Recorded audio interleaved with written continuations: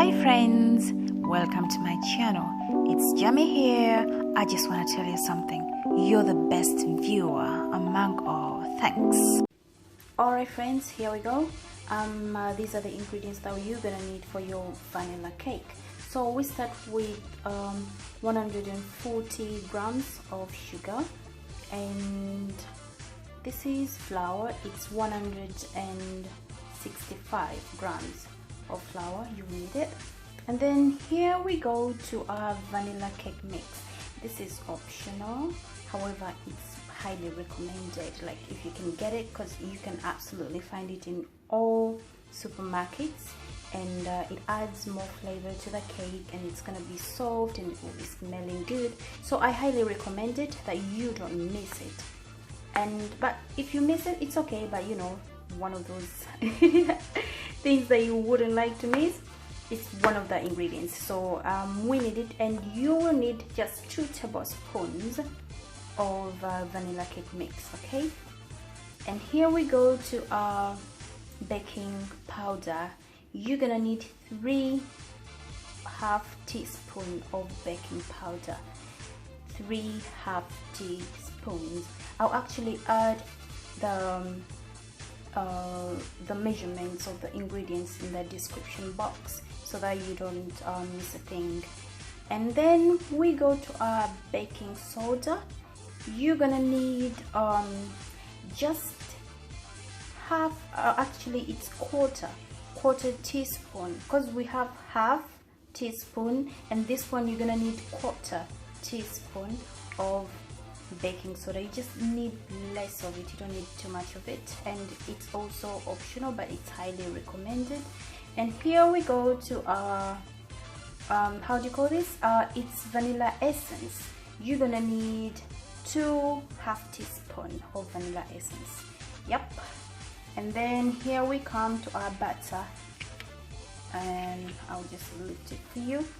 These are 110 grams of butter. Yes, we'll be seeing lots of other recommendations that you can use in case you don't have butter. So this is our butter. It's 110 grams, and you're gonna need 2 eggs. Yep. And lastly, you're gonna need 190 milliliters of milk. So these are the ingredients that we're gonna need, and yep, they're gonna help us to do what we want, and that's gonna be the basic vanilla cake. So let's get started. Alright guys, so let's get started.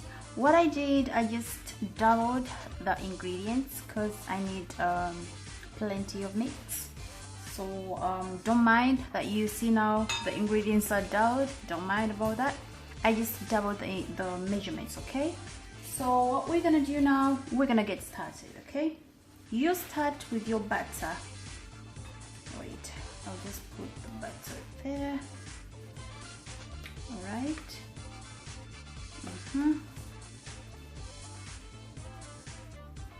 You put butter first, and then you also add your sugar. All right. And then first of all, we're gonna mix this first, and then we go to the next step. All right.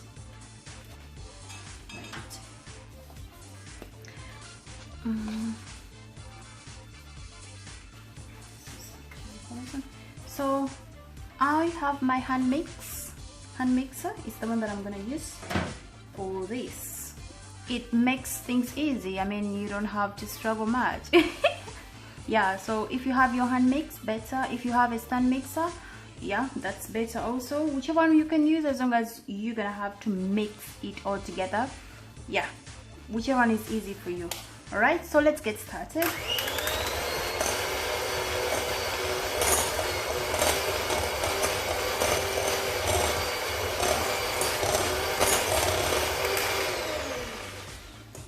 All right, so I'm gonna add flour. I will just be adding in portions, okay? And then by this time I can also add baking powder and our baking soda all together, plus our vanilla mix. And then I'll be mixing slowly.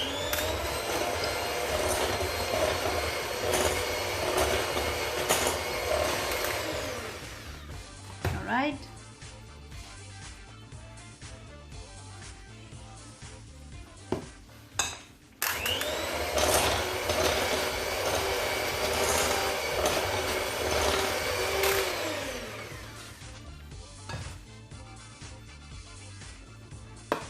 Okay, this is the last one.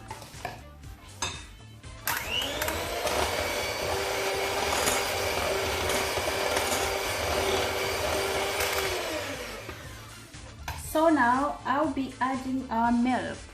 All right, so we have our vanilla extract. I can just add it in the milk, it's okay.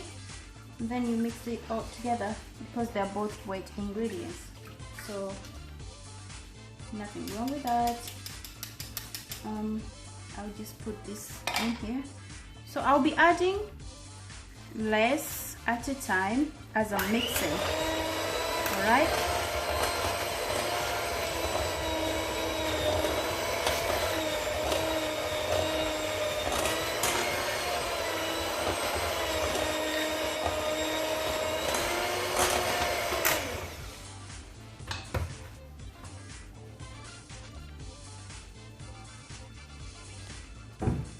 So as you can see, I've already mixed it nicely, and then we have our eggs here. I'll be adding maybe 2 at a time, and then you mix. So I'll add this all together, and then I'll be back to you when I'm done with that, okay? Alright guys, so you can see everything is ready. Our mixture is ready, and then I'll be just transferring it to the molds, and then we'll be, you know, popping it into the microwave. No, the oven, okay? Alright guys, so here are our molds. I'm gonna be using this one. It's a silicone mold. I love it so much because it's non-stick. However, I don't take chances, so I still put the baking paper under it so that I don't take. Alright guys, I was just telling you that I've already put the baking papers inside to just help us for the cakes not to stick, you know. So we'll just put our mix inside the molds. Yep, that will be enough. I don't need to put much because I don't want it to overflow, so that will be enough for this one. And then this small lady here, that will be enough for her. All right, so we're gonna put them in the oven, in the preheated oven. All right, you can just give them a tap, you know, to just get rid of air bubbles. Just don't want to have them in your cake. Okay, so I think we're ready. I'm just gonna put them in the oven, and I'll come back to you guys, okay? Alright guys, here we are. I'm just about to put the cakes inside the oven. So I've already preheated it, and I'll be baking it under 160 degrees Celsius, and then for the time I'll put on maybe 45 minutes. It will be enough. But for the smaller cake, like for the small mold, the one that you saw, it's maximum 30 minutes. Yeah, so since I'm gonna put them back all together inside at once, it's okay. I'll just bake them under the same heat and time, okay? So here we go.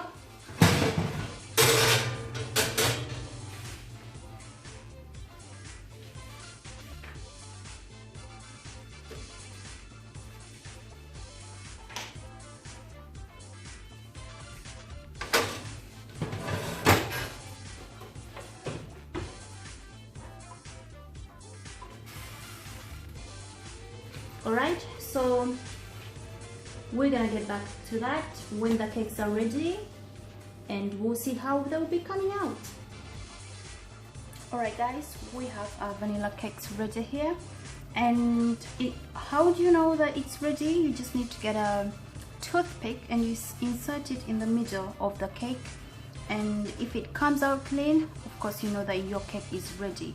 However, even if you put the same time and same heat, and at the end of the day it comes out when you feel that it's not ready, don't worry, just add more time, and you just make the heat a bit less. You know, let's say if you put it under 160 degrees Celsius, you just need to put it maybe under, like after all that and it's still not ready, you can just put it under maybe 140 or 130, and you add more 10 minutes. It's okay, because I remember when I was still learning to bake, and I used to follow the timings and the heat, all the instructions that they used to give me.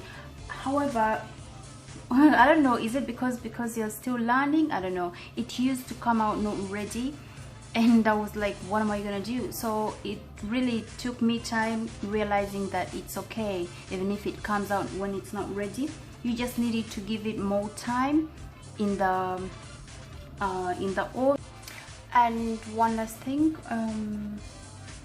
yeah, as you can see, the cakes are ready. Yeah, perfect size. So I'll just leave them to cool, and you can just, now from here you can just frost it with anything that you want. You can use whipping cream, you can use buttercream, you can use fondant, you can use chocolate ganache. So you can just use anything that you want to just decorate it from here. You'll be just ready to go. And I normally don't frost my cakes immediately. Like, let's say I've baked it today, I can just give it maybe one more day, or maybe 2 days. And I always keep them, I always protect them with this cling film. It's good. Like, I wrap it when it's already cooled, and I keep it for like 1 day, and then like maybe the next I can frost it. Yeah, if I'm not ready to frost it, I can just wrap it in this cling film, and I also wrap it in the how do you call this, the I forgot the name. I forgot the name, but anyway, let me just show you what I'm trying to say. This one, can you believe the name skipped my head? Anyway, yeah, if I'm not ready to just frost it, I keep it in this cling film, and I also foil. Yeah, I also wrap it in the foil, and then I put it in the freezer. That's the best way to keep it in case you're not ready to frost it. And then yeah, so that's it for today. I hope you enjoyed the video. Just don't forget to like and subscribe, and give it a thumbs up, and don't forget to comment. In case you have any questions, just let me know in the comments below. I'll be ready, and I'll be waiting for your questions, and I'll be ready to give you answers. Thank you so much, and this marks the end of my video, and I hope you enjoyed it. Thank you. Bye bye.